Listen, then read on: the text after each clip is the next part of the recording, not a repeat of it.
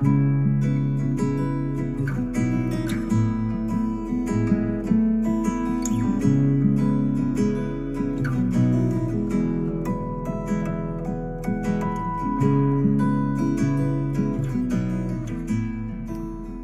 currently standing on the location of the spot of the Freedom Circle Memorial of the Carmel Clay Veterans Memorial Corporation's memorial to veterans of all wars and veterans of all peacetime areas of our country. This memorial will be approximately 12 to 14 feet high, backgrounded in back of the memorial with a reflection pond of the flags of our various services, in addition to the American flag and the flag for POW/MIAs. I feel this will be a centerpiece for a very high cultural area for Carmel. We will have immediately to my left a performing arts center, which will be used by the Carmel Symphony and other people in the arts area for performances. The Carmel Rotary Club is involved in putting together and building an amphitheater, which will be much like Conner Prairie, that will give us an opportunity for summer concerts, evening concerts. This memorial will not only be an attractive addition to our city, but will allow for people to come and visit, to the workers in the office buildings to enjoy the lunches, sitting alongside. It'll be a place for people to gather on such days as Memorial Day, the 4th of July, Veterans Day, for ceremonies. It'll have many opportunities for use, not only on special days, but on every day, particularly in the evenings for people to come and walk up here on summer evenings. It'll be lighted, a safe place for families to gather, a very nice place for the people of Carmel. This is a unique memorial to Carmel in that we are memorializing all members of the armed forces who have served since 1776 up until today. We're not making it generic to one war or to any specific period of time. So that therefore, we're not going to have things in it that look like it's the Civil War or World War II or whatever it might be. It covers everyone. I think this sculpture is important to this community in that it will bring together people from the entire community, whether they be adults that have lived through this period of time that are being dedicated and memorialized, or the children in the schools to learn more of the history of our country. This will be a prime mover for children to visit during their school times, and for the teachers to take them through the various conquests and wars that we fought for the freedom, because this will be called Freedom Circle. The one most important reason for this monument to be supported by the people of Carmel, because it is made specific for this community. It is a community project, not something for Indianapolis or for some other area, but for the people of Carmel and Clay Township. Left, right, left, left, left, left, right, left, left.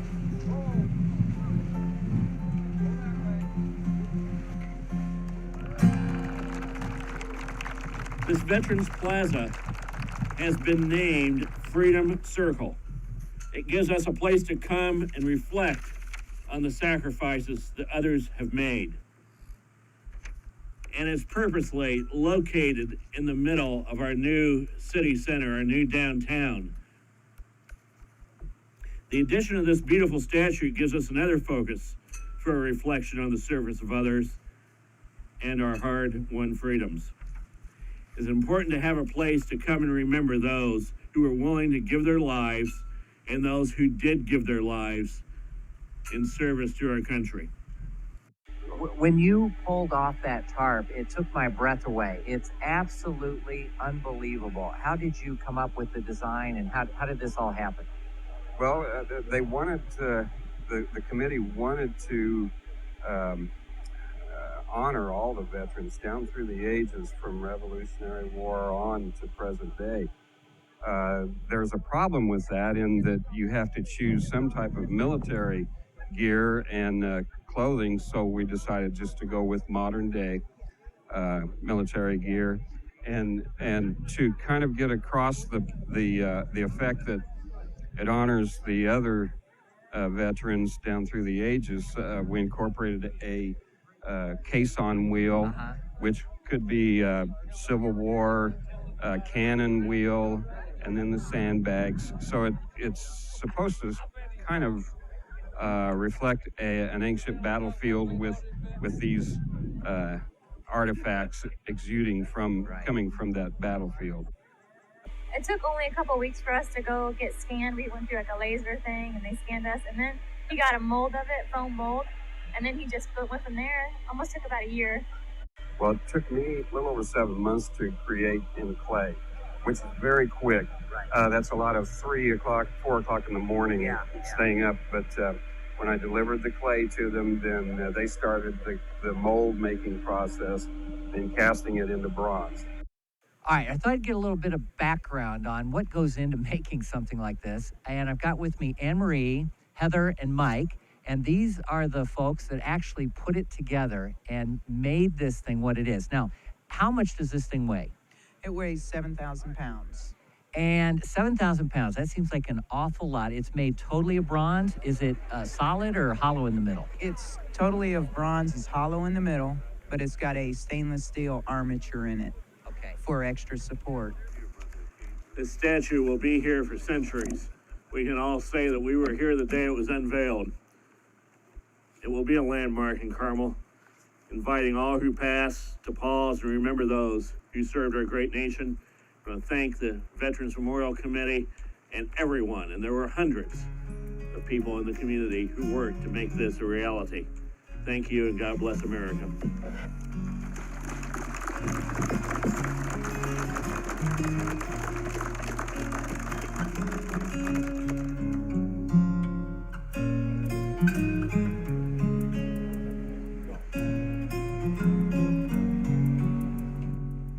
Today, we're here to recognize, though, and congratulate the Carmel Clay Veterans Memorial Corporation on the successful completion of their goals as an organization. They have worked hard to provide Carmel with a place for the community to pay tribute to our brave veterans. In August of 2002, the Carmel Clay Veterans Memorial Corporation was founded to pursue a site, find an appropriate design, and fund the construction of the Veterans Memorial. I'm extremely proud of this group for accepting this challenge, staying focused and committed to the goal, and delivering to the community a beautiful and meaningful place to honor our veterans.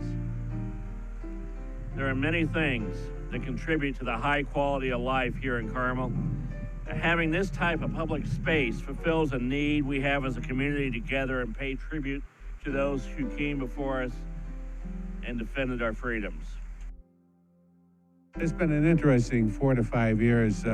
I was president of the White River chapter of the Military Officers Association in 2000 when the mayor got this idea that we ought to have a Veterans Memorial. And it wasn't until after 9/11 that this thing really took on great importance. So we created this not-for-profit made up of representatives, the American Legion, the VFW, and the Military Officers Association. First of all, coming in need of a site, and of course the Carmel Redevelopment Commission was the one who brought this property to mind because it's certainly going to be a good focal point when the city center is done. So that solved a big problem as far as acquisition of property. So our next task was, of course, to find a design that would not be a war memorial, but would be celebrate veterans past, present, and in the future. Even though it does have some timeliness to the statues and so on, it is still rather generic, at least of the 20th and the 21st century. Since I'm a veteran, I appreciate other veterans. Some weren't as lucky as me. Since the early 1940s, our country and many of us have been involved in protecting the freedoms that we all enjoy. This Freedom Circle is a dedication to all those efforts that have been made in my lifetime, but even before my lifetime, my father's, my grandfather's, my great-grandfather's dedication to freedom that we enjoy on a day-to-day basis. This memorial is about remembrance and appreciation. In closing, I want to reflect on a piece of wisdom that I've learned over the years. It is to tell people how much you appreciate them when you have the opportunity, because sometimes you don't get the second chance. We have thousands of citizens in uniform stationed all over the world. Next time you pass one, next time you sit next to one, next time you see one in a restaurant, go over and thank them.